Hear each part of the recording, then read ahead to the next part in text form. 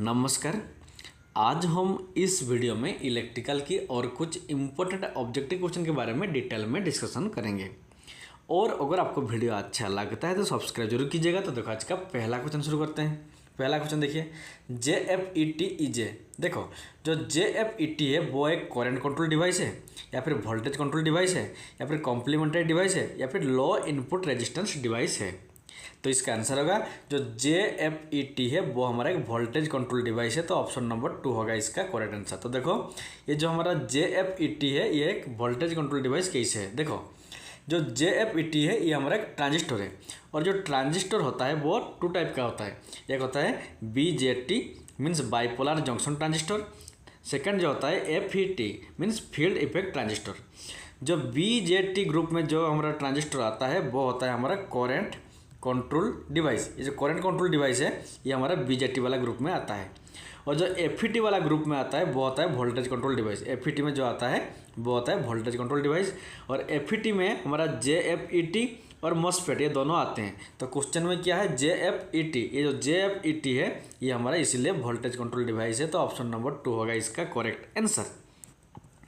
Then देखो next question, Which of the following action is done for changing the direction of rotation of a DC short motor. एक DC short motor की direction of rotation जब हम change करना होता है तो ये 4 ऑप्शन में से कौन सा करना होता है।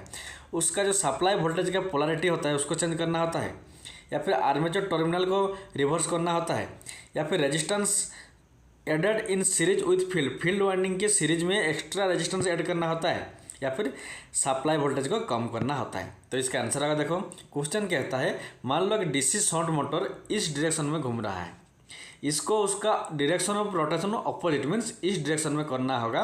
तो ये 4 में से कौन सा उपाय करना होगा ना, इसका जो टर्मिनल आर्मेचर का जो टर्मिनल है उसको अगर रिवर्स कर दें तो क्या होगा ना, जो DC शॉर्ट मोटर जिस डायरेक्शन में घूम रहा था उसका अपोजिट डायरेक्शन में घूमेगा। तो ऑप्शन नंबर 2 होगा इसका करेक्ट आंसर।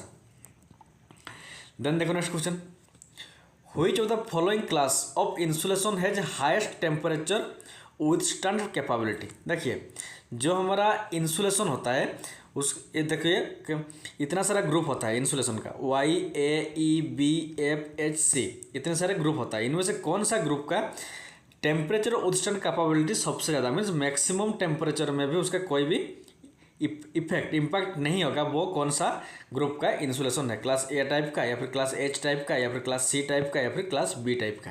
तो ये वेरी वेरी इंपॉर्टेंट क्वेश्चन। जो हमारा देखिए ये जो 180 डिग्री से भी ज़्यादा टेम्परेचर कौन बेयर कर सकता है ना, जो हमारा इंसुलेशन क्लास C टाइप। तो इसीलिए ऑप्शन नंबर 3 होगा इसका correct answer. Very very important question.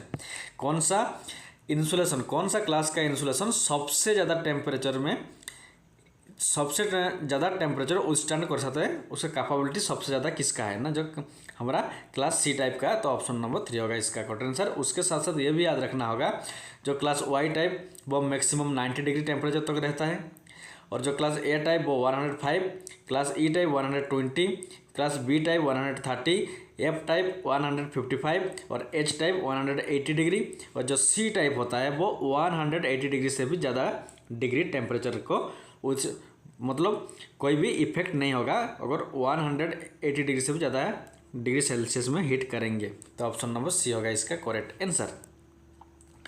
Then देखो next question, which of the following 3 terminals used in domestic wiring. Domestic wiring means जब हम घर में वायरिंग करते हैं तो ये 4 ऑप्शन में से कौन सा 3 टर्मिनल को हम यूज करते हैं। लाइन न्यूट्रल फेज, या फिर लाइन फेज ग्राउंड, या फिर लाइन न्यूट्रल अर्थिंग, या फिर फेज ग्राउंड अर्थिंग। तो इसका आंसर होगा हम जब डोमेस्टिक वायरिंग करते हैं मीन घर में जो वायरिंग करते हैं उसमें हम लाइन का यूज करते हैं, न्यूट्रल का और अर्थिंग का। तो ये ऑप्शन नंबर 3 होगा इसका करेक्ट आंसर। ये जो लाइन है ये फेज होता है। ये वाला फिगर देखो, ये जो लाइव वायर है यही लाइन होता है या फिर फेज वायर होता है, और जो ये ब्लैक वाला वायर है ये न्यूट्रल होता है, और जो ये ग्रीन वाला वायर है वो अर्थिंग वायर होता है। तो जो फेज वाला रेड वायर के लिए यूज किया जाता है, फेज के लिए रेड वायर, न्यूट्रल के लिए ब्लैक वायर और अर्थिंग के लिए ग्रीन वायर। तो ऑप्शन नंबर 3 होगा इसका करेक्ट आंसर। देन देखो next question, which of the following single phase motor has lowest starting torque. देखिए इधर है एक कैपेसिटर स्टार्ट इंडक्शन मोटर, दूसरा है capacitor start capacitor run induction motor, तीसरा है स्प्लिट फेज इंडक्शन मोटर, चौथा है सैडेड पोल इंडक्शन मोटर।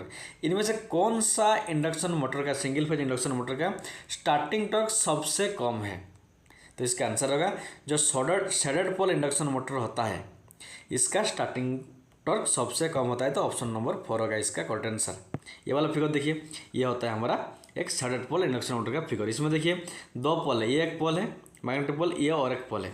लेकिन ये जो पोल है इसमें देखिए और छोटा सा पोल है। देखिए ये जो पोल है इस पोल में देखिए इधर एक छोटा सा पोल है, इस पोल के ऊपर एक शेडिंग कोयल, ये जो ब्लैक वाला देखिए, ये जो ब्लैक वाला है ये होता है शेडिंग कोयल। इसलिए इसको क्या कहते हैं ना, शेडेड पोल मोटर कहते हैं, क्योंकि एक शेडिंग कोयल का यूज किया जाता है। ठीक से देखिए ये जो पोल है इसमें एक ब्लैक कलर का जो शेडिंग कोयल यूज किया जाता है, इसीलिए इसको क्या कहा जाता है ना, शेडेड पोल मोटर कहा जाता है।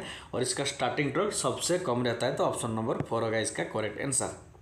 तो आज के लिए इतना ही। Thanks for watching. और अगर आपको वीडियो अच्छा लगता है तो सब्सक्राइब जरूर कीजिएगा।